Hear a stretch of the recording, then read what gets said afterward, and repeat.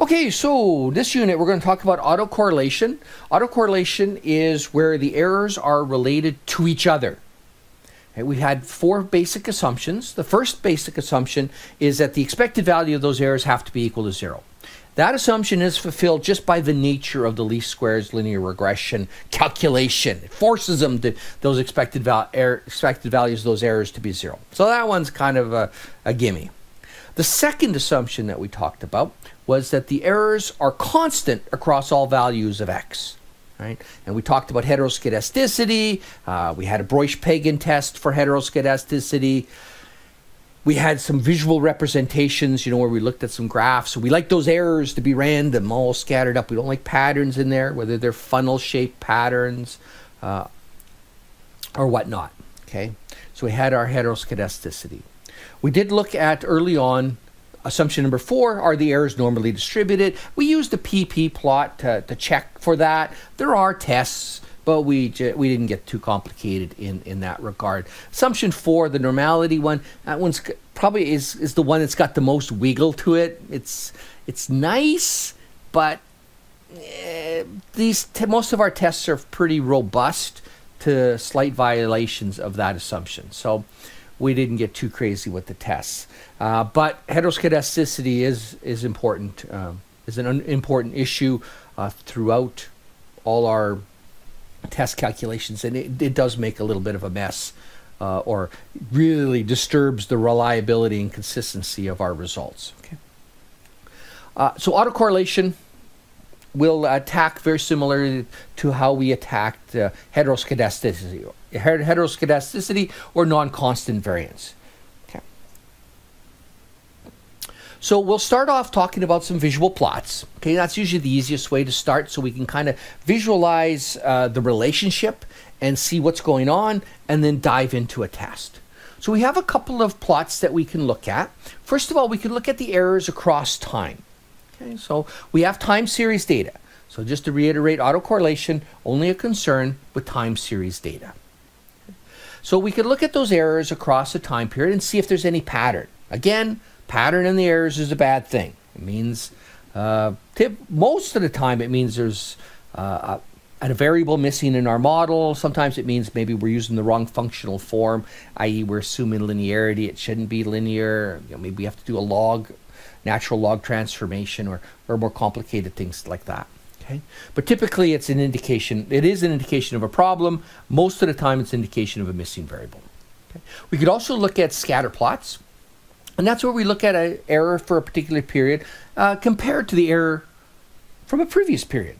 And we just look at the most recent previous period. And we look for a pattern there. Right? And again, patterns in the errors are bad. The second choice, the scatter plot, usually that's a pattern that pops out at us a little bit stronger. I think that one's an easier one to see the relationship, especially as to the nature of that autocorrelation. Okay, well, we'll talk about this in a bit, but we'll be looking for either any autocorrelation, positive autocorrelation, or negative autocorrelation.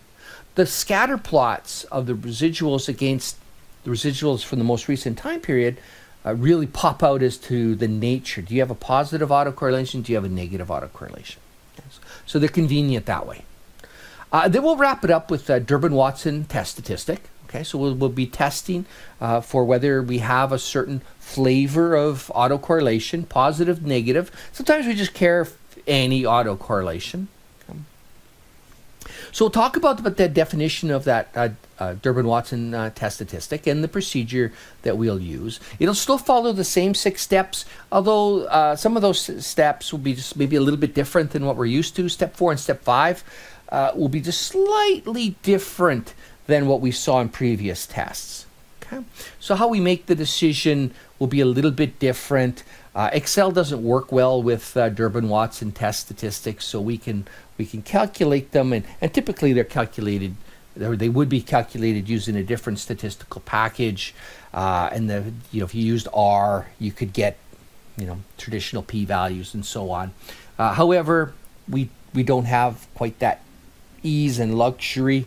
And so we'll just use we'll find the Durbin-Watson statistic, which will be given to you, because I'll calculate it using R.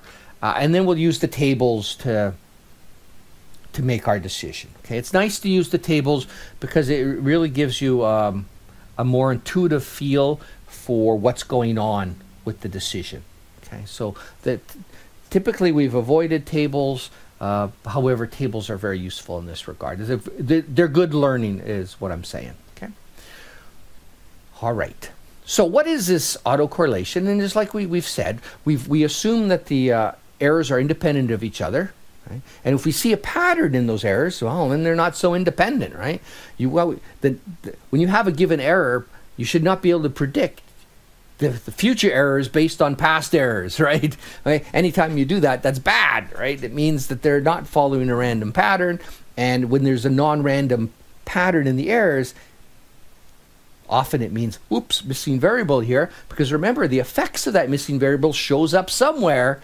And where it shows up is in the errors. Okay, so one of the biggest screamers that, hey, you're missing a variable in this model is when you've got autocorrelation. It's not the only reason for autocorrelation, but it's a biggie. So we have some terms, and this is a busy slide, and I'm not going to go through it too terribly much, but sometimes we use the word autocorrelation. Old school, I think that's more the modern word. I've seen it called serial correlation, but usually in old references. Okay, so autocorrelation is, I think, the modern term. I could be wrong, but I think it's the modern term, and serial correlation is sort of the old term. But they mean the same thing nevertheless. Okay. They're only autocorrelation. We're only worried about in time series data. Okay. If we see a pattern in the errors in cross-sectional data, we can just rearrange. If it bothers us, we can just rearrange the observations or the subjects, right? So if we have Bob, Mary, and Sue, and there's a relationship in the errors for Bob, Mary, and Sue, we can just go Sue, Mary, and Bob, boom. The relationship can be obliterated that way, right? So not really a big issue with cross-sectional data. However, a time series, March 1st goes, March 2nd goes, March 3rd goes. They follow along. We can't just rearrange that timeline. Like, apparently, Einstein said something about we couldn't do it. So it's a bigger brain than me, so I won't challenge that. And so time flows linearly, and we can't just rearrange time periods. Although, boy, wish we could. Delete 2020. Okay, so, and that's why autocorrelation, again, is solely of a problem or solely of concern with time series data. So, as with everything related to error, it really comes down to this nice, simple, wonderful little formula for error. I mean, it's not even scary looking. Got a couple subscripts, but it's all the same subscripts. And it's just your observed value minus your predicted or your fitted value. What did you actually get versus what did your line tell you you'd get? And the difference is the error. Right? We've used that all over the place. That's been such a useful little formula. It's like hot sauce, man. You can use it on everything. Use it for everything. Okay, as I alluded to just a little bit earlier, there are different flavors of autocorrelation. One of the flavors of autocorrelation is positive autocorrelation. Now, positive autocorrelation follows a little sine wave pattern, like gentle waves on the ocean. Operative word, gentle waves on the ocean. And all that means is that if you have a positive residual, it tends to be followed by another positive residual. And if you have a negative residual, it tends to be followed by another negative residual. Now, eventually it switches off because the expected values have to equal to 0, so you can't have just positive residuals or just negative residuals, but the tendency tends to be that you have a positive residual, another positive residual, followed by another positive residual. And then you'll have a little other trend that goes negative residual, followed by another negative residual, followed by another negative residual. Okay? And it just kind of flows like a sine wave. This is the type of correlation that Durbin and Watson were the most concerned about. So our tables and their approach is directed to detecting positive autocorrelation. Okay? But we're still concerned about the other flavor. negative autocorrelation. And that's where you have a big positive residual, then a negative residual, then a positive residual, and then a negative residual. And you're kind of bouncing from one extreme to the next. You know, some crazy sawtooth pattern. You know, very scary, the sawtooth. Now, Durbin and Watson didn't think the negative autocorrelation was that big a deal, so the tables aren't really set up to detect it, but, you know, it is still a concern, and it could still be an indication that we're out. The positive auto usually means there's a bias somewhere, right? We're consistently overestimating, then followed by consistent underestimates, and that's really screaming out at us that there's a missing variable there. Often seasonality is that missing variable. Negative, ooh, this one's a little bit trickier to fix. Maybe that's why they sort of ignored it. Okay, so let's look at some plots, you know, so we can see a picture of this negative autocorrelation, this positive autocorrelation that we've talked about, right? So let's look at that. So let's just hypothetical data. We have some sales history over a 4-year period. It's quarterly data. Units are in thousands of units sold. Okay. This is from the Anderson textbook, table 18.7.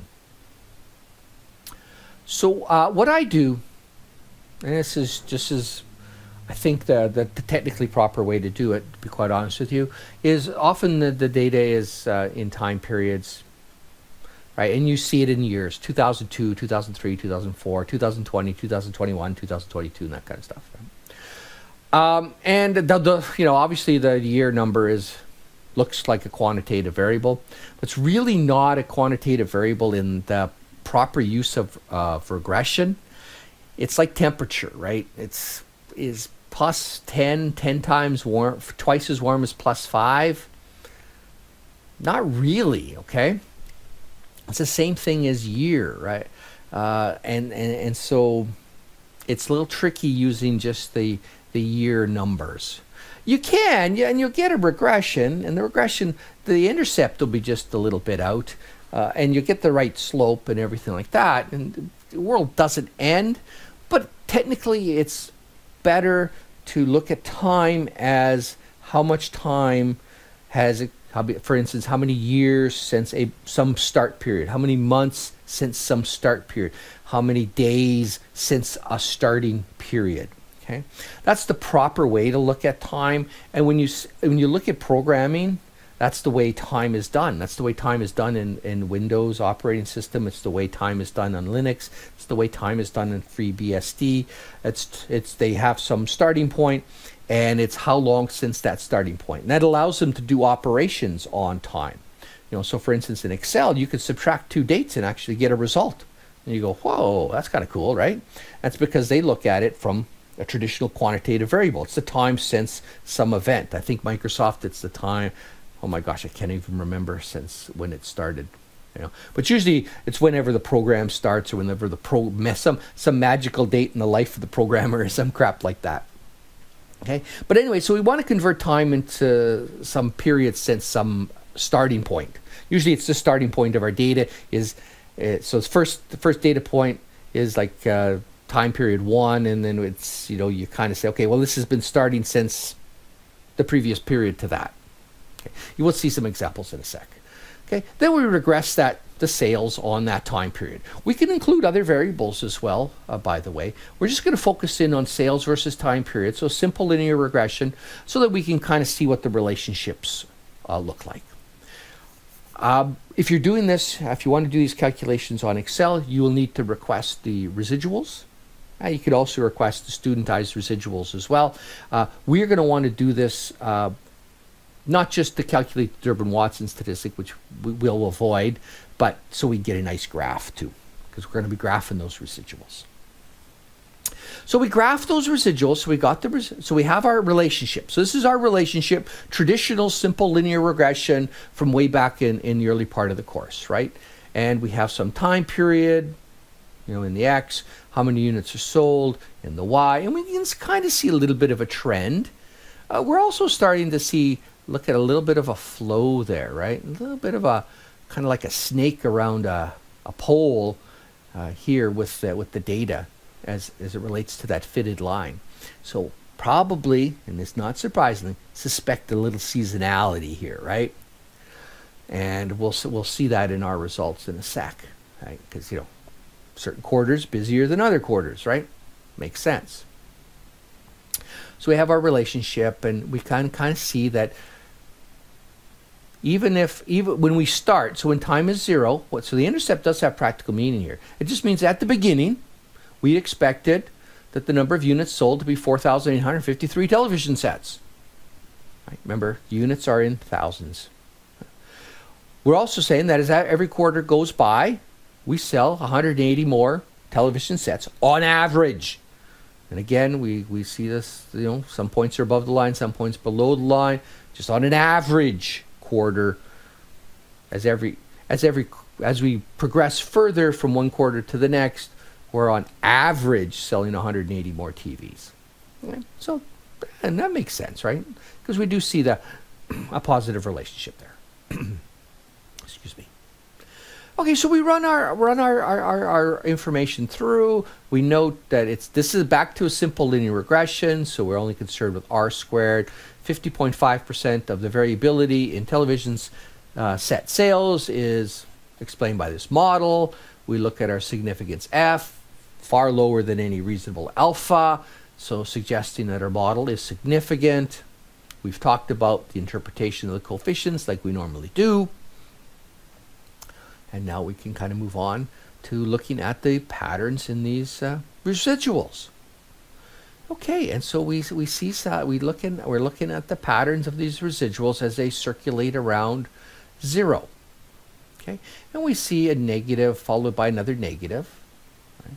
Positive followed by another positive, followed by a sort of positive, and then we bounce to negative, and then we have a positive followed by a positive, and then negative followed by a negative, positive followed by a positive, negative followed by a negative, positive followed by a positive, right? So now we start to look, hey, what's going on, right? That sort of suggests that you know, the type of pattern that we face that looks a little sawtoothy. Okay, now let's look at another data set, and we see it's for ETS, and we have our results. So this is a revenue over time, right? So annual revenue over a time period. We looked at time periods since the beginning, so since 1997 in this particular case.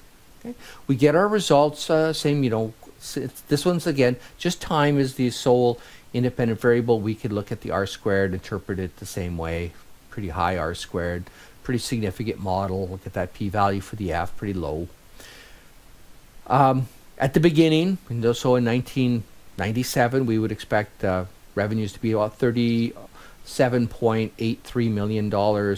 Every year that we go forward, we're seeing that revenue increases on average by $4.2 million. Okay, so we have our results there, and we run when we ran the regression, we got some predicted values, we got some residuals, we got some studentized residuals, and now we look at these studentized residuals, and it looks like a little smile.